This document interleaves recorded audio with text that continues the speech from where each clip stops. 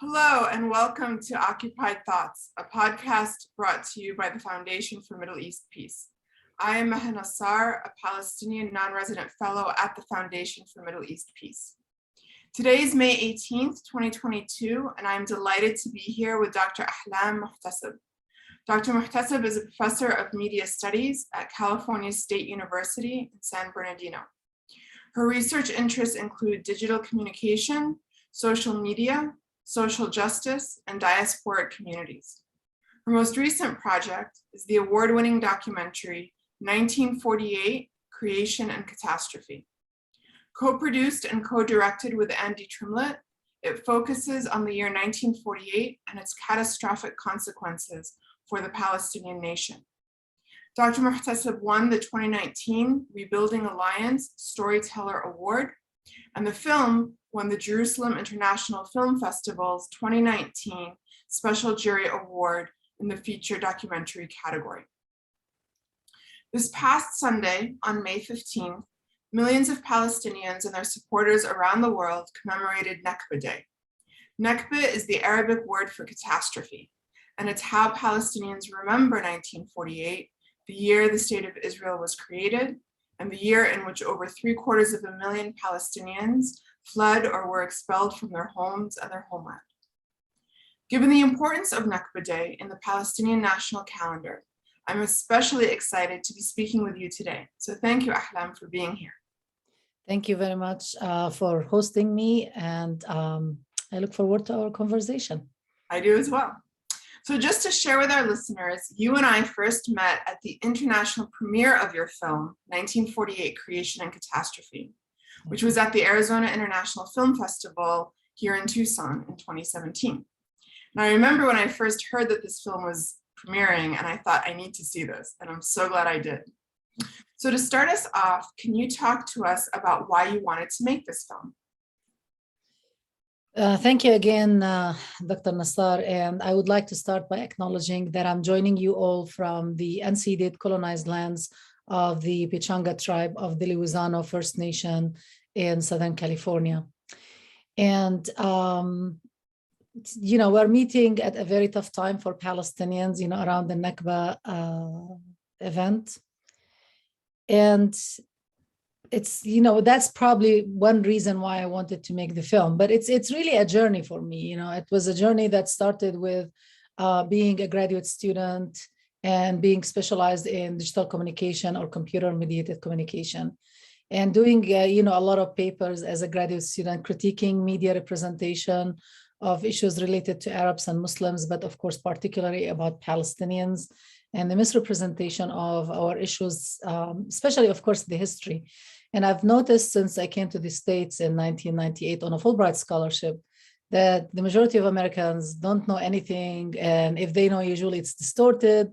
A lot of the myths were, oh, this is a very old conflict. Like I could never understand it. It has been going on for thousands of years. It's between Muslims and Jews.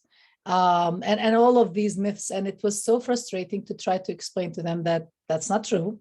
Actually, it's a more contemporary type of conflict, if you want to call it a conflict, and that, its roots could be understood and could be researched. And it's not really that difficult to understand it. Actually, for Palestinians, it was quite the opposite. It was straightforward for us, like, what is it that you can't understand?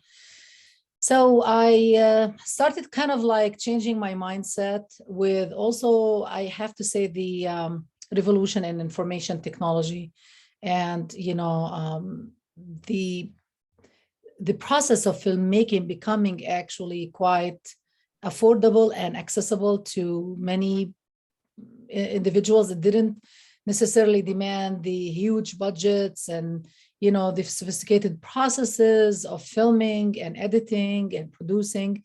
So it became a more realistic idea for people to think, oh, I could make a film, or I could, defy a certain narrative. And that was in, at the beginning of the 2000s.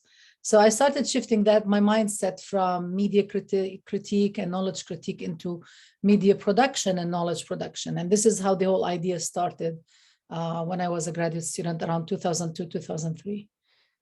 And I could tell you later about the progress, of course. So let's turn to that a little bit. So the seeds of the idea were planted a good now 2 decades ago. Mhm. The film came out in 2017, about 5 years ago. So that's quite a long process.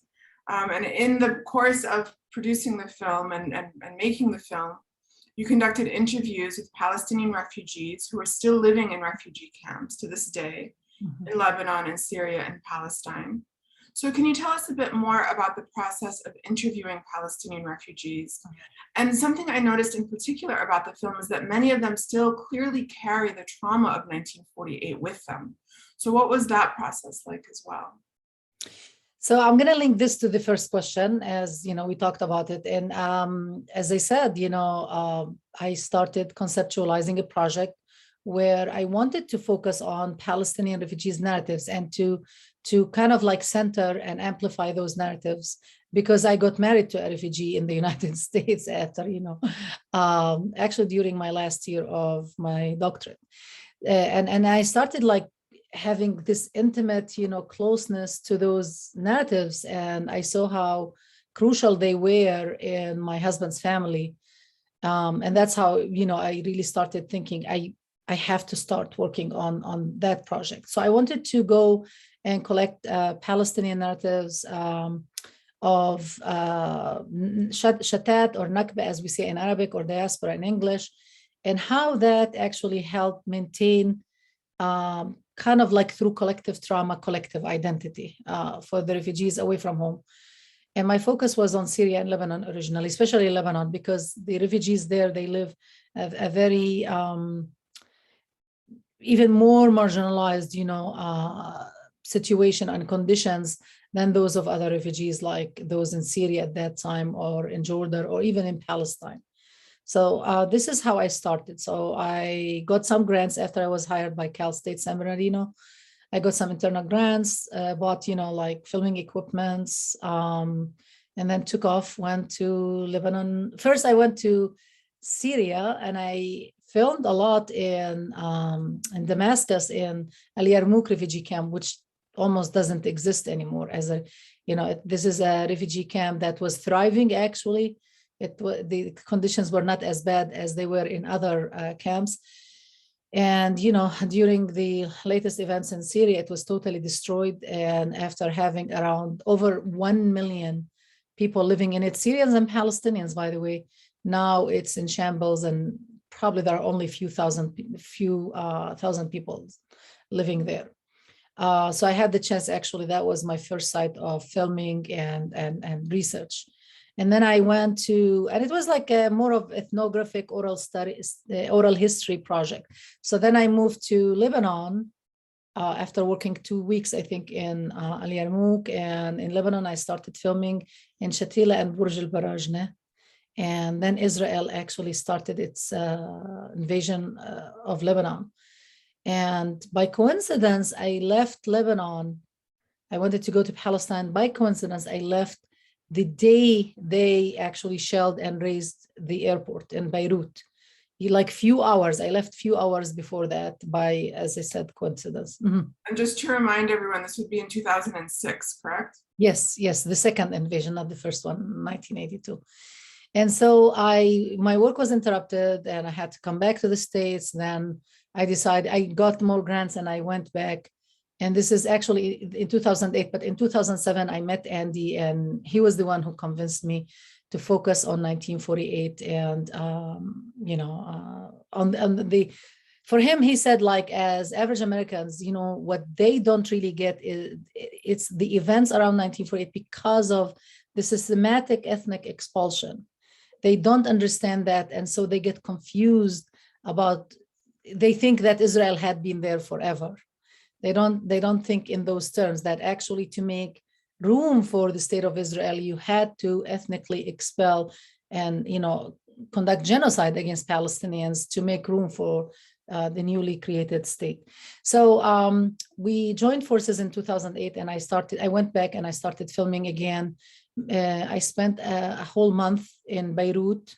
I worked like 5 days every day in all of the refugee camps in Beirut. I couldn't go beyond Beirut because it was during like some turmoil and some political disruptions. And I tried to like go to other refugee camps like Nahr el-Bared, for example, and Rashidi, and it was just impossible, like all the restrictions, and you have to get military clearance, etc. And I did, Andy and I, we did several rounds of filming in Palestine and Lebanon, in Syria. We also filmed in the United States. Some of interviews were filmed actually here. Some of the interviews, one interview was filmed in Canada. Two interviews, actually three or four interviews, I'm trying to remember.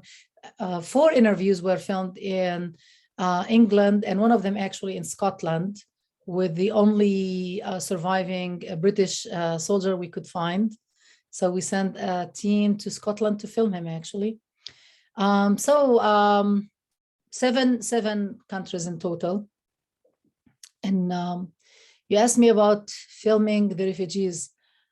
For me, it was very important to center Palestinian refugees' narratives and voices. That was very important. But at the same time, we also needed to film the perpetrators, and we were not sure if we would get them to speak about what they did on camera. Eventually, we succeeded with some, but believe it or not, many wouldn't speak.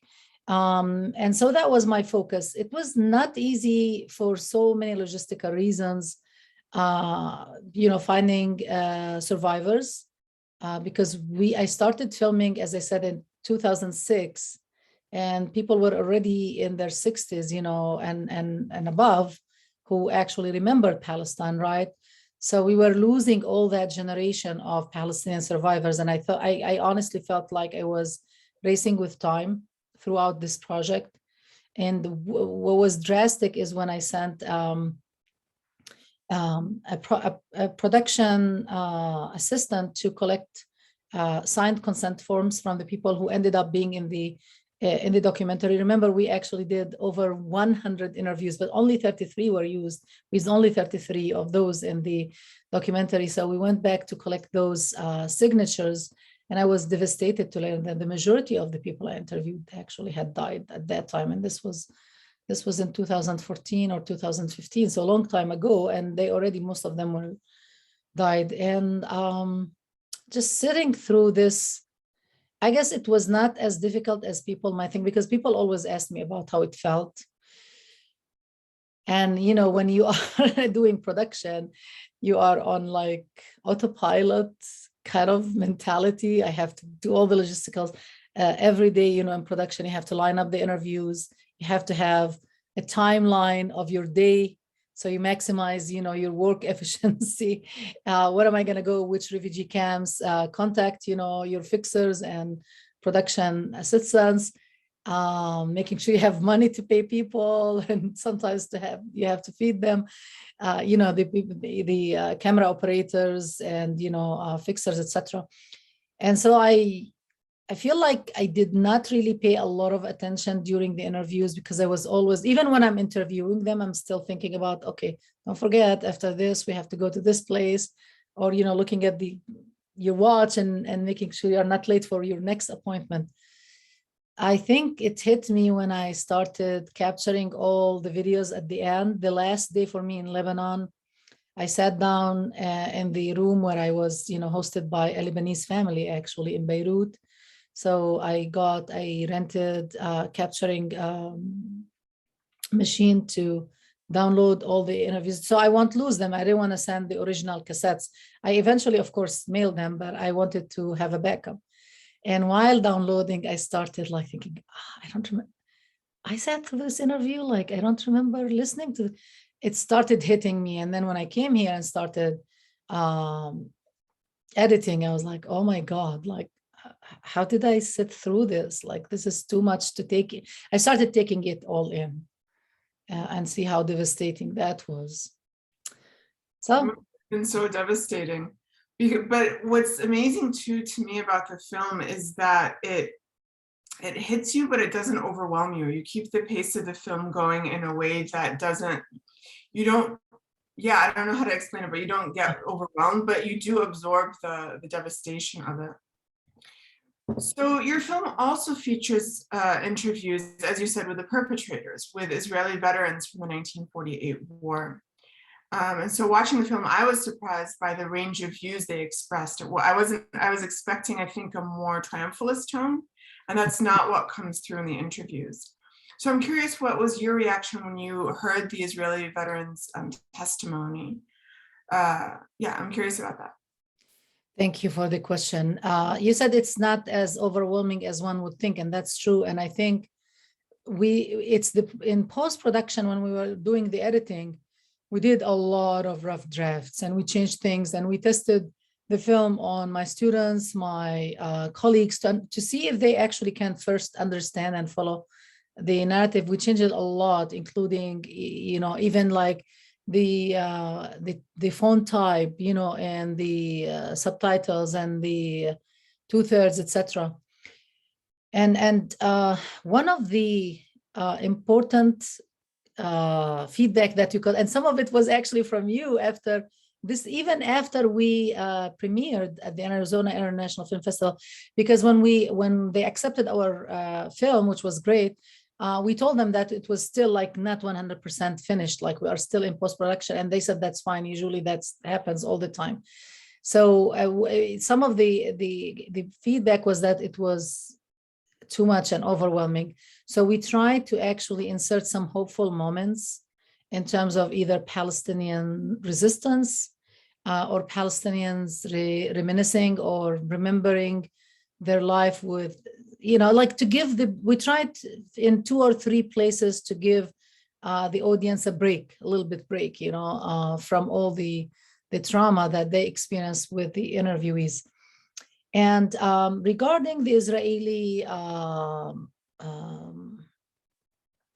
interviewees, that's an important question, because at the beginning we started giving hope in 2008. So I did my filming in Lebanon, and then 2 months after, Andy was able to take off time of his work and go and do the interviews in Palestine. And his focus was really not to interview Palestinians, although he ended up interviewing a lot of Palestinians and doing a lot of B-roll in destroyed Palestinian villages and link those to the stories we heard in Lebanon, in Syria, and other places.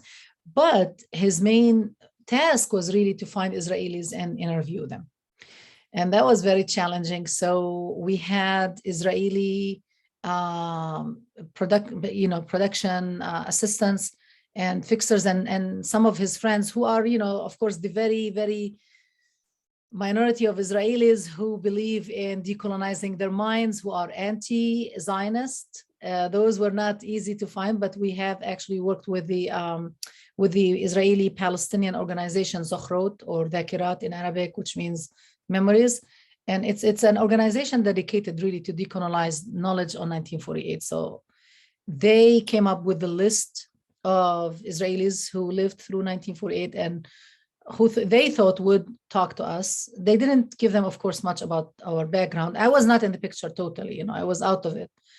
So it was Andy mainly working on this. But then just before he was about to fly, they told him, no one wants to talk to us. Like, are you sure you want to come? And Andy was like, I reserved my ticket. I'm coming. So like, you better find me something. Like, I'm not giving up on this because I have to come anyway. So eventually we found those few that you see in the interview, but we approached a lot. And even Andy, when he sat down and did some of the interviews, we didn't succeed with all of them. So some people would start speaking and then they would stop and get very upset and not finish the interview. Some would be resisted by the spouses. Like he said, a lot of the fighters, the women would be there, like their wives, and they would be trying to shut them off, like to say, no, don't say that. Like, why are you saying this? Or protest the whole interview. Some, after talking to Andy, decided not to do the interviews.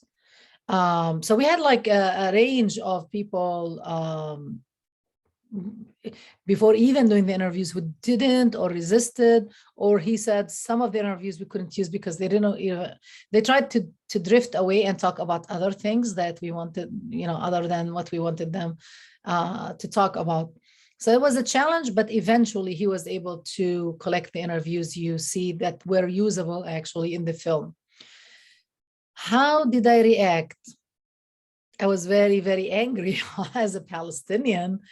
And I think So there were, as you saw, like it was a spectrum. So there were the Israelis who denied. You don't see a lot of them because they would say something nonsense, like Palestinians just left, and we know that, with historical evidence from all sources that that's not true. So like whenever it really contradicted to a great extent, the consensus, the scientific and scholarly consensus on what happened, we did not use those interviews.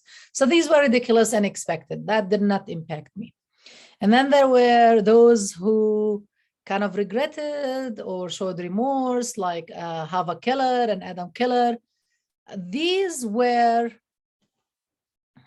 at the beginning, interesting. I think what triggered me most were those who knew what they were doing, understood the consequences, and found a way to still live with it and say, it's okay, I had to do this. And I think the most, like really infuriating one was Mordechai Ben Or, who was considered a historian, but he also actually participated. And that, the culmination of my feelings was when we were doing editing, and I wanted to take that segment out of the film when he talks about killing a Palestinian point blank. And I kept on telling Andy, take it out. And we actually edited on Zoom before people knew what Zoom was in 2014. And I said, this is terrible. Like, let's take it out. Why do you want to? And he would like, no, why you don't want to include it? This actually gives a very important insight to the Zionist, mentality. And I was like, I didn't know why. Every time he asked me, I had to confront myself and say, why I don't want to include it, like why? And I think because it triggered me in such a violent way as a Palestinian, like put aside filmmaker and scholar, I couldn't help it. But every time I listened to him say, I killed him point blank, after saying he came back from to harvest. Actually, he says in the same breath, and that was a long unedited segment, by the way, on purpose, of course. He actually says that those Palestinians came to harvest, their land, and I was there to make sure they never come back. He still said, well, I had to, to kill him. He killed him point blank because the Palestinians embraced him because he was so scared.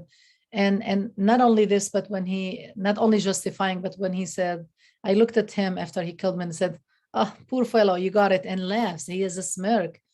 And it was just so violent for me really to watch it and think, like, I just couldn't take it. And at the end, I had to force myself to stop asking Andy to take it out, and just trust him in that, process. So he had to work on that segment because I just couldn't. That was one of the moments. But even, people like Hava Keller, because a lot of, I've seen, especially Americans, like average Americans, they love her. And they think she's great because she has remorse, and she's talking about how out of a sudden when they were colonizing Akka or Acre, she noticed the baby shoes. I don't know if you know what I'm talking about. And that she started thinking, oh, war is, impacts people, and it's not like war of men or fighters, etc. So people I've seen them admire her, but what they don't notice that in the same film later on, Hava Keller goes to the Nakba or Negev, and she's saluted by other Zionists who already occupied Nakba or colonized it. And they gathered all Arabs in one area, all Palestinians, and they were about to expel them. And they tell her, yo, you came in time. We need, people to make sure all Arabs are put on buses and driven out and send them to Gaza. And she says that, and she said, I took my gun and I was, very excited, and I made sure no one, was not put on the bus, and they are still in Gaza now. So people who celebrate her story don't notice that even with someone like her, she still, after noticing what she was doing, she still participated actively in a more violent way in the expulsion of Palestinians from Nakba. And for years, she lived with that. And so it's so hard to understand sometimes the Zionist mentality, honestly. It's so hard. So Well, I think your film captures well those contradictions and that range that that one can have remorse and yet continue to carry out expulsions. One can know that a Palestinian refugee is simply coming back to harvest his field and kill him point blank anyway. Because I think the undertone throughout the film too is essentially the message of the film, which is that in order, and I think it was one of the historians says this, in order for Israel to be established, it was necessary, like it necessarily meant that Palestinians had to be ethnically cleansed, had to be expelled, had to be killed, had to be put on buses. And I think that contradiction comes through quite clearly. So just to remind our listeners and viewers, I'm Maha Nassar, and I'm here with Dr. Ahlam Muhtaseb, talking about her award-winning documentary, 1948, Creation and Catastrophe. So in addition to featuring Palestinians and Israelis who have personal memories of 1948, your film also has interviews with scholars who've conducted in-depth research on that fateful year. So you include Zionist scholars like Benny Morris and Mordechai Bar-On, who we just talked about, as well as pro-Palestinian scholars like Rashid Khalidi and Ilan Pape. So one of the things I love about the film is that you and Andy managed to convey really complex historiographical debates that I've been immersed in myself since grad school. But you're able to convey these complex debates to viewers in a way that's relatively easy to digest.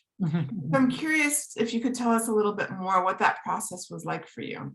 You said that it went through several iterations and screenings. Did that help you figure out what needs to be said? Sorry.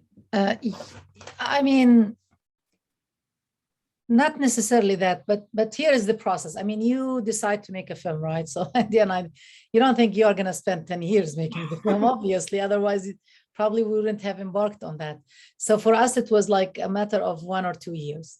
But then you start with such a historical narrative, you notice, okay, so I interviewed Palestinians. It would be great if I interviewed Israelis who talk about these issues, not necessarily that their narratives are more important or more authentic or have more credibility than Palestinian narratives, but it's, like in a court, right? It's different when someone comes and actually they confess to their murder, for example, right?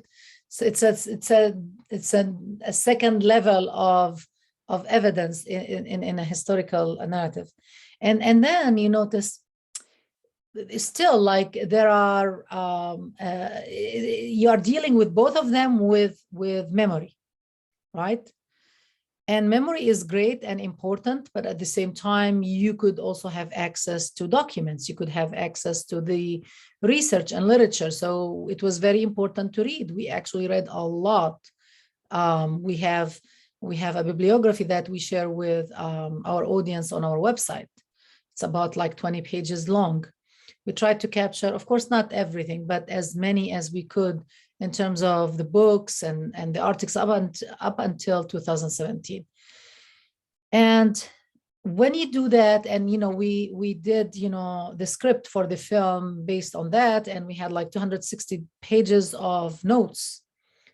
And accuracy was very, very important for us. So our really most important guiding principle was historical accuracy, because we didn't want anyone to attack us based on falsifications or so we really did our due diligence in terms of capturing that.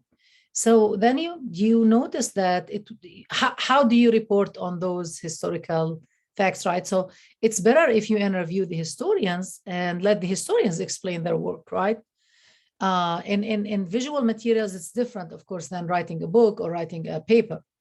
So that's how we decided to interview them. Now, when we interviewed Mordechai Ben-Aor, we didn't interview him as a historian, I'll be honest with you. We interviewed him as someone who participated in the atrocities. And he was one of those really unique voices of saying it the way it is. Like, he did not shy away from really giving us a piece of his mind, like his also thought process at that time and now. So even now, like he says, well, I still don't want the Palestinian refugees to come back. I don't want to share the land. Like, that's not how I see Israel. So that's why we interviewed him. Benny Morris is considered one of the most important historians or new Israeli historians on the topic. And we wanted to interview him because his scholarship he has good scholarship, but the problem is what he does with the scholarship, right? So there isn't anything like a neutral historian, right? So even if we disagreed with Benny Morris and his way of interpreting history and, giving it ideology, we thought that it was still important to interview him as one of the main scholars who actually talked about 1948. I mean, that was his specialty. And in his scholarship, he actually does a very good job at, is his work, as I said, devoid of his interpretation, of course, of his findings. That's a different story.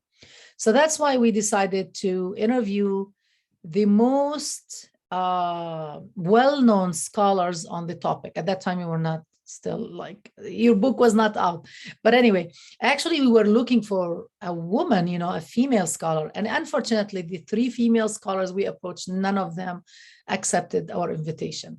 The last one is a scholar who people don't know a lot, and her name, she's the author of Under the Cover of War, Rosemary Esper. I don't know if you know her. Have you?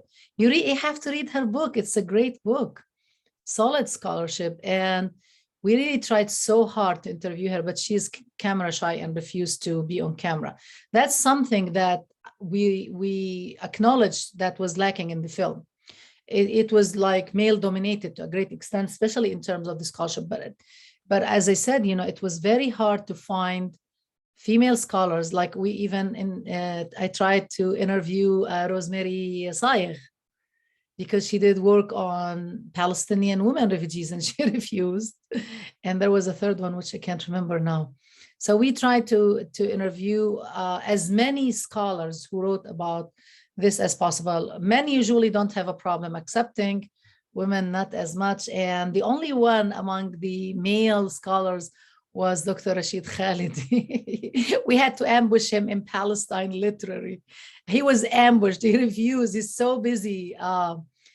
More than once refused to do an interview with us because he just didn't have the time. And then he was participating in a conference that Andy was covering in Palestine in 2008. And he literally ambushed him while he was eating his sandwich and gave us only 20 minutes of his time.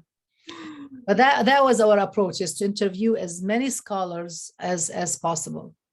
Well, I think one of the things that you do effectively in the film, by having that range of scholarly views, is that you're able to present the historiographical debates, but also I think what comes through are the areas of consensus. And the areas for which there still isn't consensus. Yeah. So there are some points that, back in the 90s was still up for debate. That's no longer a debate anymore. It's pretty settled. But then there are some points about 1948 and about the war and about the circumstances of Palestinians becoming refugees that's still up for debate. One of the other things that I think your film does settle, I think maybe for the first time, is what happened at Deir Yassin. So just to sort of remind everyone, in Deir Yassin in April of 1948, there was a massacre. Palestinians have long maintained that it was a very deliberate and very extensive massacre of the residents of Deir Yassin. Sort of official Israeli narratives try to downplay its importance or its significance, or it being a part of a larger plan. And I think that your combination of interviewing both the scholars, but also several survivors of the Deir Yassin massacre, really gives a fuller picture of what happened and how it fits into the war in a way that I think the scholarly debates never quite were able to pinpoint. So I think that's a really important sort of scholarly contribution. Yeah. As well. And Deir Yassin, we actually managed to dispel several myths about Deir Yassin and uncovers facts that none actually knew existed before. For example, I don't know if it's hard when you are doing a film to those nuances to be very clear, but people don't notice that Uthman Aqil, our main interviewee, insisted that the massacre did not last only hours or the range of one day. He insisted that it took place for 3 days. They were hiding in their house for 3 days. That was that. And this is a story that was not in the original cut in the film. We had to go back in after post-production, back in production by 8 months to fact check everything he said, to interview more people. And we came across Uthman Aqil, his brother, by coincidence in San Diego. I literally met him in an anti-war rally several times. And then I asked him and he said he was from Deir Yassin. And this is what started the whole thing. He told us about his brother who wrote a book on Deir Yassin, who was 11 years old. But when we went back and said, like, how is that even, like, how can you include a story that we already saw, like, some contradiction in it? But actually, we were able to write an exact timeline that made it possible that the massacre took place over 2 days and they found them the third day. Mm-hmm. How we did that, we went and read, and you go back and dig for the little details. And one of the things is that the Red Cross representative who went actually to check the massacre at that time, he went the second day. And when he was in Deir Yassin, supposedly the massacre was supposed to have ended, he actually still was able to hear shots on the second day. So that was the first step. Like, second day, it is possible that still they were shooting people. He didn't see, but he was hearing them while he was touring Deir Yassin. And then there were reports actually that said that the search extended for the third day. And that's his point. His point is we hid in the house. The house was very high. And his family actually mounted a very strong resistance against the Zionists. They kept on fighting them, and they couldn't really. It was like the way he described it, the house, and we tried to film the house, but we were not allowed. We were not given permission to go and film in Deir Yassin. But his description, and I don't know if the house still exists, it sounded like it was like almost a castle, like a very high house and high altitude on the top of a hill that they couldn't really reach it. So we really did a lot of investigative reporting kind of work, really, to build the timeline, to then fact check the stories, especially the bakery story that a lot of people, got horrified listening to it.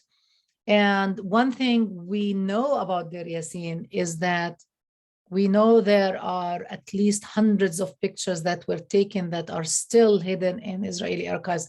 And that's a very important point. People don't notice that Israel still maintains this control over the majority of archives, including Palestinian archives, through their Information Embargo Act, and that was extended 2 times. So the first, at the beginning of the creation of the State of Israel, the embargo information related to 1948 was 50 years. That's why you have all the new Israeli historian coming out in 1998 with their books, because they were able to access the archives. So they were saying, basically finding evidence to what Palestinians had been saying before, and Palestinian scholars. But then that created a lot of embarrassment for the Israeli government. And there was a legal battle actually in courts for years until the Israeli government managed to reinstate the embargo for another 20 years. And reclassifying a lot of the information they declassified in 1998. And that embargo was extended yet another 20 years, 2 years ago by the Netanyahu government at the end of 2019 for another 20 years. So we can't really see the majority of archives, of documents, of information, both Palestinian and Israeli, until the year 2038. And the question is, of course, what are they hiding? And part of what are hiding is actually, as I said, we found evidence.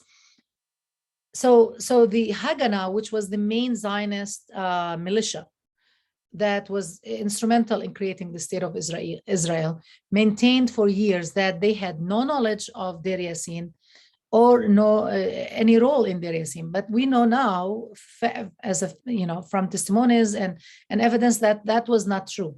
They knew. They implanted 2 spies from the Haganah. One of them was supposed to fight with the Haganah forces in Deir Yassin and also collect intelligence, reports. So we know there are reports even from that person hiding somewhere. And the other person was tasked with taking pictures. So we know those exist. And we tried to get them during the film process. We actually submitted what translates into FOIA in the United States, Freedom of Information Act request. They have something similar in Israel, which is a joke because they don't really give you anything. But we tried twice and we haven't even heard back from them. Like the last time we were told that it was put on the desk of Ayala Shaked, who said, we should kill little snakes before, mother snakes or bigger snakes, referring to Palestinians. So imagine, I don't know what she did. Probably she threw it in the trash or something. Probably, but I think it's a testament even more so to the scholarly contributions of your film, and then also the broader contributions of your film in terms of raising broader awareness, particularly given that the Israeli government is still hiding so much about what it did and what the Zionist militias did to Palestinians in 1948. So it really is a huge accomplishment given all of the obstacles also that you faced in making the film, both in terms of time and budget, but also just to clarify something that you mentioned earlier. You said that Andy's the one who went to Israel to interview Israelis. And correct me if I'm wrong, but is that because you're Palestinian American, but you're from Al Khalil, you're from Hebron in the West Bank, so you have a Palestinian Hawiya or identity card, which typically prevents Palestinians, even with American citizenship, from being able to go inside. So is that what happened in your case as well? Yeah. So I couldn't have access for two reasons. The first one is exactly what you just said, which is the fact that I'm a Palestinian who has the ID card from the West Bank. I'm from Al Khalil or Hebron. So physically, I cannot go into any areas that are considered Israeli areas, although the West Bank is under Israeli occupation, but that's a different story. But, they prevent us, the citizens of the West Bank and Gaza from entering Israeli areas. And so that was the physical aspect of my lack of access. The second aspect is, of course, the psychological or mental one. I mean, we decided from day one, someone like me, I'm white passing, but I have a hijab, right? And my name is Ahlam, and I don't speak Hebrew. I speak a little bit of Hebrew. I don't speak it fluently. So because of that, we assumed, probably correctly, that Israelis are not going to be comfortable sitting down and do an interview with me about what they did to my ancestors, basically. And even if they accepted that, probably they would hide and they wouldn't really, probably they self-censored, even with Andy.